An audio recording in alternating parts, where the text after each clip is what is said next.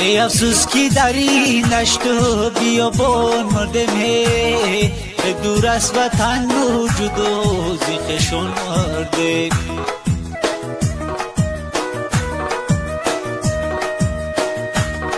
ای افسوس که در این دشت و بیابان مردم هی دور از وطن وجود و زیخشون مردم.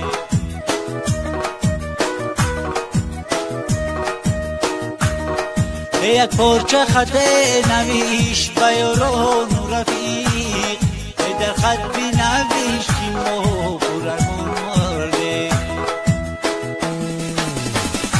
نور باد ای وطنم صدقه این امید تو شوم، صدقه گل دختران و آبروی نشوم، صدقه گل دختران و آبروی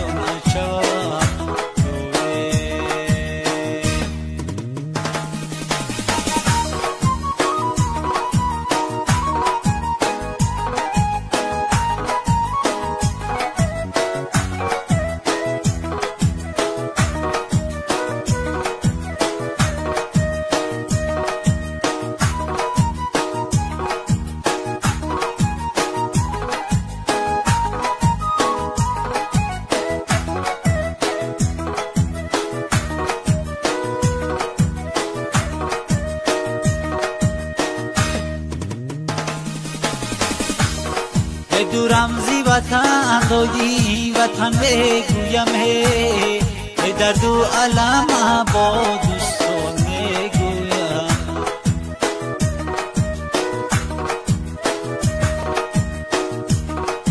دورم زی وطن دایی وطن بگویم هی در دو علم با